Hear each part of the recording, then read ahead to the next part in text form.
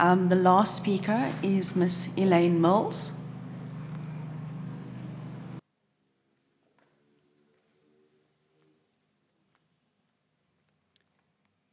Hello, thanks very much for this opportunity. I'm a Cape Townian citizen, so that's the first reason I'm here, because I'm also concerned about what a nuclear accident would, the consequences, what that would mean for us and the wider community. And I'm also a volunteer for Greenpeace.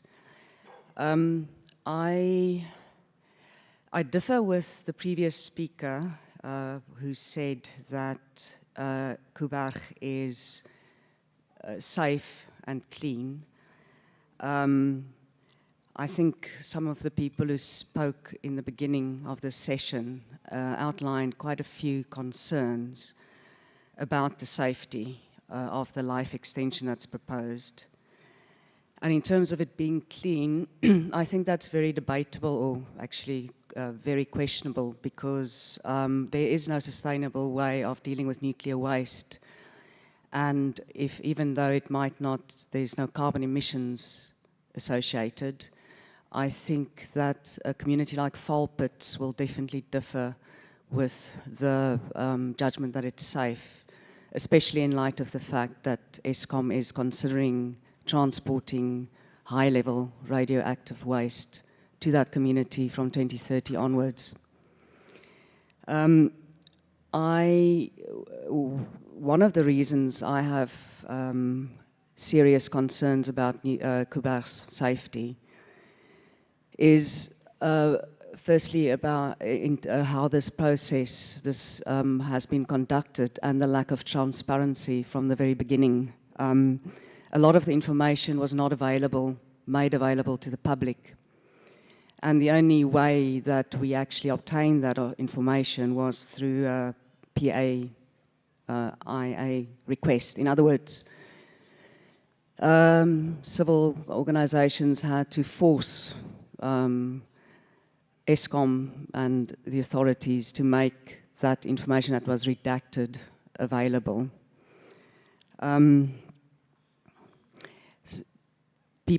Quite a few people have said that Koeberg has operated safely for 40 years. I don't believe that this is a guarantee that it will operate safely for another 40 years, because it is now 40 years old. So what we want is assurance that the machinery and the structure is still fit for purpose. And Eskom's safety report, its own safety report, did not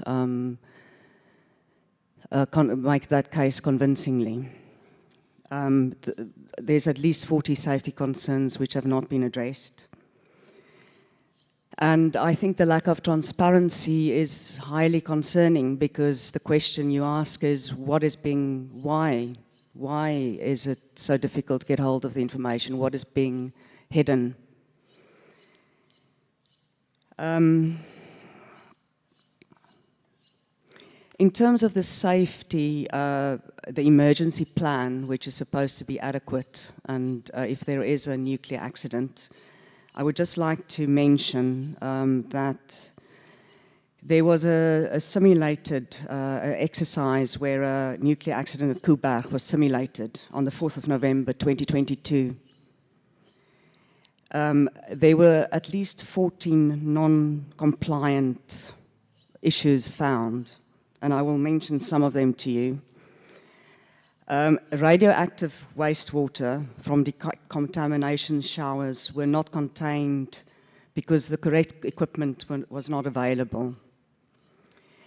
Several emergency workers did not wear face masks. Some remained in the area of simulated radioactive leak for too long. The Koeberg Medical Center was not properly staffed. The mass care center was not established in time to accept accident victims. The police did not arrive, so there was no security. Simulated evacuees mingled with staff, within staff, that were mingling within staff areas, were mingling in staff areas that were not properly cordoned off, which obviously heightens the risk of cross-contamination. Numerous staff had no protective clothing. The showers were set up not for radioactive contamination, but for chemical contamination. And despite this, the National Nuclear Regulator found the results of the exercise to be adequate.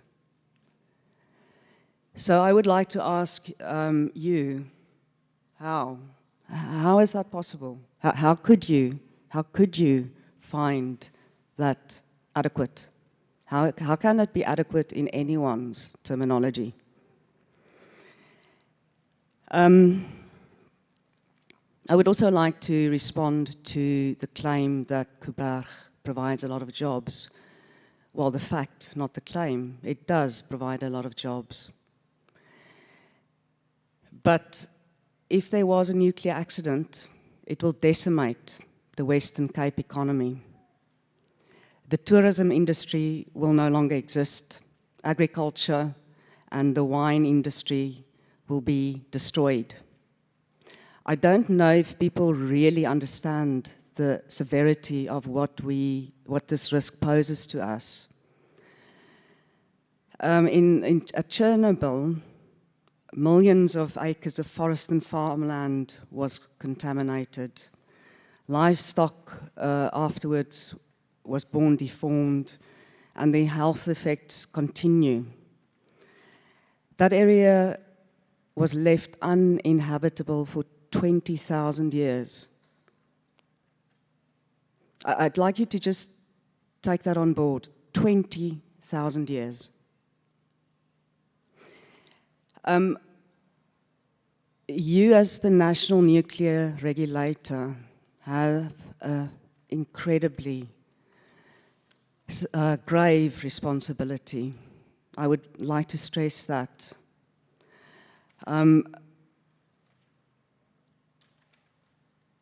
The decision that you take will have far-reaching consequences.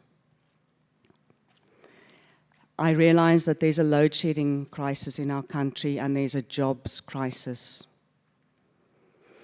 But I would like to make a moral appeal to you, and I would like to ask you, if you give this the stamp of approval and there is a nuclear accident, will you be able to live with yourselves?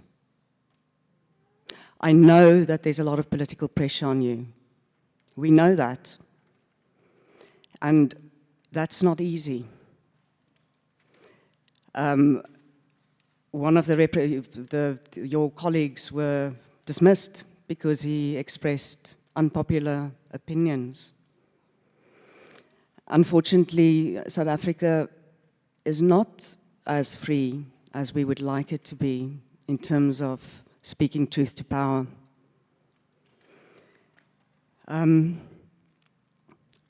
But I would like to make this moral appeal to you.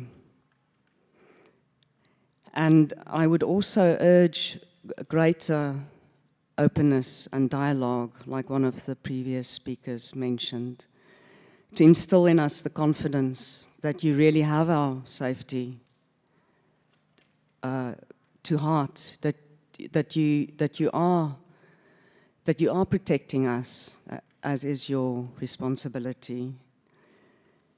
And I would like to ask you to please not hide behind anonymity and to just do this as a tick box exercise under the pretense of public involvement and inclusivity.